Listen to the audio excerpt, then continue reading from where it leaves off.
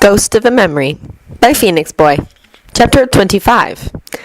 It was a month or so later when he next got any large period of free time. Weekdays he taught with detentions and marking in the evenings. After that he spent time with Severus, cementing their relationship to the point where it seemed certain to be a long-term partnership. On weekends he made sure to spend at least one afternoon with Alistair. Unfortunately, as attack frequencies were increasing as the new Death Eaters became bolder, the number of Order of the Phoenix meetings and strategy sessions were more numerous and longer. Teachers and older students were walking around with more serious faces now, and James was reminded of the impact every time he saw a Ministry Orber. Reveling in the chance to take a break and unable to help Severus with his potions, James decided to visit the Malfoys. He hadn't been over to the castle for a long time and was curious to see what had been made of it. He persuaded the house elves to give him a nice bottle of wine and bought a mobile for Harry's nursery before wandering down to the edge of the anti-apparition wards to leave. As a member of the bloodline, he was able to apparate directly to the Great Hall and did so with relief. It was deserted when he arrived, but he looked around curiously. The floor underfoot was tiled with great stone flagstones like those used at Hogwarts, and the tables and benches had been varnished and polished until they shone in the sunlight. The few slits that had been used for light and ventilation had been replaced with large glass-stained windows that depicted, as far as James could guess, scenes from wizarding history. In the light, he could see that the weaponry on the walls was also polished to an almost perfect gleam. Spread out on the head table were a few rough maps and sketches. James pored over these curiously, noting the complete illogic of its layout and wondering how his friends had managed to map it in the first place. "Mr. Evans is here!" came a high-pitched squeal of a house elf from behind him. James spun on his heel to see what was unmistakably Dobby. Even the few other free house elves he had seen had better taste in clothes. Wearing different colored patterned socks on your ears wasn't a particularly reassuring sign. "Morning, Dobby. Do you know where Mr. and Mrs. Malfoy are?" "Dobby believes that Master Draco is out flying and Mistress Blaze is in the nursery with Master Harry." "Could you show me up to the nursery, please?" "Certainly, Mr. Evans. This way, sir." "How are you finding it here, then?" "Dobby is liking it very much. All of the other house elves are accepting Dobby's freedom, and Dobby is liking what very much, even if he doesn't like Dobby's clothes. Dobby thinks what is a bit old-fashioned. He doesn't seem to know what plumbing does." "How many house elves are there here?" James asked, suddenly realizing that he didn't know how many were needed for an estate of this size. "Dobby is uncertain of exactly—" "Just an estimate will do." "Dobby thinks there are about 50 at work inside and 100 that work outside. They is all very happy that Master Evans and Master Malfoy have come because it means they is working properly again. Master Evans has reached the nursery now," Dobby said, ending abruptly in that odd way that seemed unique to house elves. "Thank you, Dobby. I'll call you if I need you." Dobby bowed deeply and vanished with a faint wisp of smoke. James's smile got even broader. He learned over time how to deal with a typical house elf, such as most of those that worked at Hogwarts or the university. Dobby wasn't exactly typical, so he'd had to revise his approach a little, and the elf seemed to appreciate a little more personal conversation as well as the clear orders and instructions. He quite liked Dobby. He was one of the few that were happy to chatter to him openly, even if his grammar wasn't quite as good as, say, Watt's and grated a little on the ears. James pushed open the wooden door they'd stopped in front of to reveal a large, sunny room with windows, charmed or not he wasn't sure, covering most of one wall. The floor was carpeted in a dark blue, and a cot stood in the corner. The wall behind the desk was full of books that had presumably been gathered from around the house or salvaged from the Malfoy residence. Baby Harry was seated in a playpen with his toys around him like a prince with his subjects around his budgie self, while Blaze sat at a desk looking over papers and making the occasional note on a sheet of parchment. Occasionally she glanced over at her child with obvious fondness. It appeared that motherhood agreed with her. Unusual in such large place, it seemed the room served as nursery, study, and living room to them, and he could see why. He cleared his throat, feeling a little like an unwanted intruder with no right to be there. "You're back early, Draco," she said without turning, or even looking up from her reading, knowing that there weren't many others who were permitted to be there and no visitors planned. "I'm not Draco," James said, grinning. She turned hastily, looking embarrassed as she hastily stood up to kiss his cheek welcomingly. "Sorry, James. We weren't expecting you, or I'd have met you downstairs." "Don't worry. It isn't like I gave you any warning. I just came for a visit, nothing important." "I'll send a house elf to flag Draco down, and then we can show you what we've done here so far." "Where is he?"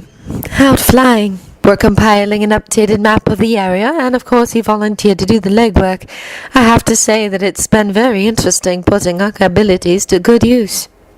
"What do you mean?" "All of us of a certain standing were trained in estate management and the like when we were kids, but the Malfoy property is mostly run by lawyers now, and even the house itself is looked after by the house elves. This is our first chance to really get into it."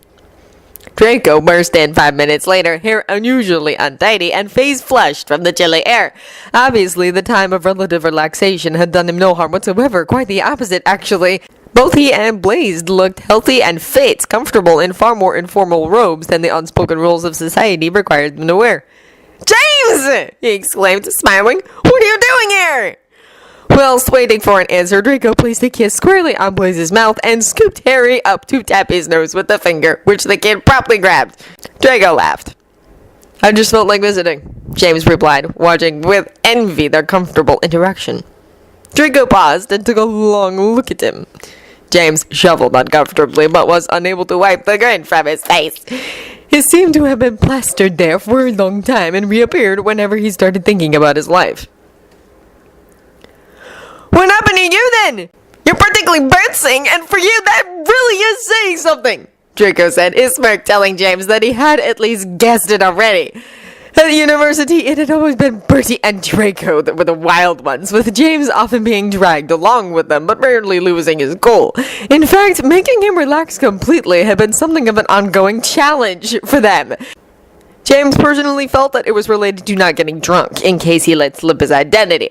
"How do you tell if you're in love with someone?" James asked, completely serious. He was a little confused about the whole idea after seeing so many conflicting signs. Certainly, he would never have felt comfortable talking to the Dursleys about it, and he wasn't sure theirs was an ideal relationship anyway. Abe and Albus were supposedly single, and he wasn't sure he'd get a straight answer from them anyway, and Hermione would be likely to give him a textbook definition without really helping him. Severus, one of the few other people he trusted, was a little too close to the issue to discuss it with. As for Remus, well, he wasn't entirely sure that a werewolf was legally allowed to marry or anything, so it might be a touchy subject. Draco and Blaze exchanged a glance and moved together to sit down on a sofa, pulling James with them. "Do you respect him and his beliefs?" began Draco. "Yes." "You don't mind that he has some secrets?" Blaze asked. Obviously, this was going to be like an interrogation. James had to think a bit about that question, the answer not being obvious as he confronted his feelings and applied logic. "No. Well, a little, but I have plenty of secrets that I wouldn't feel ready to tell him yet, so I guess I can accept it." "Do you spend time with him when you're not shagging?" Draco asked bluntly, mouth quirking upwards. James wasn't sure if he was serious or just teasing. "Of course." "Other than when you're working, I mean." "Yes, most evenings, actually." "You wouldn't be here if you didn't appreciate his body, so I won't even ask that. Besides, I don't want details. I'm supportive but completely straight, and the mental image of you and my godfather is a little bit weird. Do you feel you could go to him for advice if you needed it and trust his answers?" "Yes." "How about waking up to see him every morning for the next 150 years? "I could live with that," James said with a smile. "Supposing I live that long, of course." "If there are no other things that we've forgotten, I think you're on the track for love then. It is Severus, isn't it?" "Who else?" "Congratulations," said Draco, smiling broadly at him. His face suddenly went stern. "However, if you hurt him, I will personally hunt you down, and I'll be telling him this as well. My personal safety be damned. Do you want to have a look at what we've done so far then?" James blinked a few times, muddled by the sudden change of topic. Draco was pulling out thick folders and rolls of parchment. He spread one out on the floor and tapped it with his wand. Immediately, a transparent three-dimensional image of the castle appeared. It was a little disorienting, but he could see each individual room and staircase. Some areas appeared incomplete, and they were merely solid blocks of completely clear air. This is what we've managed to map so far, Blaze said, looking at it with a hint of pride. Most estates have them, and it's what we're used to dealing with, so we thought it would be a good place to start. With a place like this, it's better than a map since there aren't proper floors. Each area has its own system. We're here. She waved her wand, and a box-shaped area flashed red for a moment. That's been our main project, with the house elves' help, of course, and it's been very interesting looking through everything. It's a little like being in a museum. You have some very obscure weapons lying around, you know. We've also been trying to do some modernizing. Thank you very much for sending Dobby along. He's a little odd, but very helpful. So far we've done 5 bathrooms, Draco said a little sourly. Blaze insisted that was the most important thing. People are happier sleeping on the floor than they are relieving themselves in the moat, especially ladies. I've been doing some work on the room designs as well, Draco continued, glaring back indignantly at Blaze. You? James asked. I'll have you know, my sense of color coordination has been trained into me from birth, and I have excellent taste. My mother was famous for it. After all, it was her that used to set the fashions among pureblood society. James wasn't sure it was something he'd be quite that proud of, but let it slide. Draco was just a little strange sometimes. Since you're here, you can give me a hand in doing what we thought would be your bedroom. Watt said it was the first room you found, which means that the ambient magic there must suit you. Besides, it's one of the most accessible ones from the courtyard and the Great Hall, and is one of the Slytherin ones. Come on! James stared at him. As soon as he thought he understood the wizarding world, they'd come up with something new to shock him with. Why couldn't they accept that it was just chance he'd picked that staircase? Coincidence that it had been Slytherin's room? It wasn't as if anyone knew for certain if ambient magic even existed, let alone influenced your decisions. Shaking himself, he hastily strode after him. Draco might have a working knowledge of the castle, but James most certainly didn't, and was likely to get lost on his own. When they arrived at Slytherin's old room, James noted that it hadn't changed much, if at all, from his first visit. What says that no one's used this room since Salazar Slytherin? Draco said, voice quiet and sounding more than a little awed by the idea, despite his usually nonchalant attitude. Growing up in the lap of luxury obviously hadn't prepared him to view the personal items of one of the world's greatest heroes. We thought you might want to keep most of the stuff in here and just give it a bit of modernizing. I think I'll just go along with your suggestion, James said it quickly. He had no experience whatsoever in this sort of thing. Draco's resulting smirk was very worrying, and he wondered if he should retract the comment before deciding it would lose his face and be the coward's way out. It was strange how his Gryffindor and Slytherin sides meshed. What sort of flooring would you like? Draco asked. We can't do it all with magic, but we can prepare it easily enough. Carpet? Draco seemed to understand that this wasn't a decision he'd ever been asked to make before. We've mostly been using wood, carpet, or stone with rocks, he explained generously. Carpet is probably best for your bedroom since you won't freeze your feet off during the winter. Whatever you choose will mean we'll need to get rid of these furs. They smell too much to reuse, and I suppose there wasn't much else they could use then, and at least they'd be soft to tread on. Heap them up by the window and we'll porky them somewhere harmless, or see if the house elves want them. Watt can get a little scary if you don't talk to him before you throw things out. James had to try very hard not to laugh at the idea of Draco being bullied by a house elf, given how most purebloods treated them. He wondered what had given him the wisdom to realize this, and would probably have given a great deal to see it. They dealt with that in short order and proceeded to inspect the bed. This consisted of Draco gingerly climbing onto it while James watched, and when it didn't collapse immediately, lying down after muttering a cleaning spell to get rid of the dust. Better than most I've found, he said with a superior air of professionalism. But not exactly comfortable. They simply didn't have the technology. We'll get the elves to get a new one for you, and you'll probably want to enlarge the bed if you're intending to share it. You tend to sprawl, especially when you have nightmares. James blushed, but agreed, knowing that it had been Draco sent to wake him often enough during his student days for him to know what he was talking about. Very soon, Draco had asked a house elf to fetch them some cans of paint to allow them to finish off what he called the preliminary work. Apparently, it was indeed possible to spell your walls a color, but unless you were in a sentient building such as Hogwarts, the effects weren't as good as you got with simple manual labor. Despite having been all too used to this type of work in the past, James found it utterly relaxing and enjoyable, but a lot more tiring than he remembered. He was glad when Draco called a lunch break and they returned to meet up with Blaze.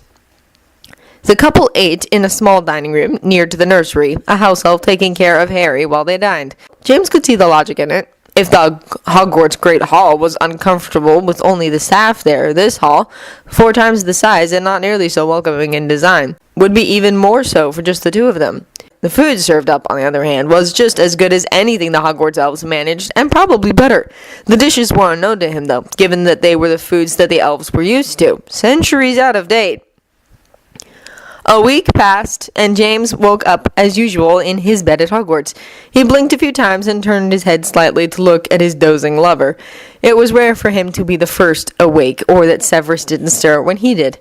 Years of a strict routine had caused him to be jumpy, even in the safety of the school, although James thought this was gradually changing and would have liked to call responsibility on it.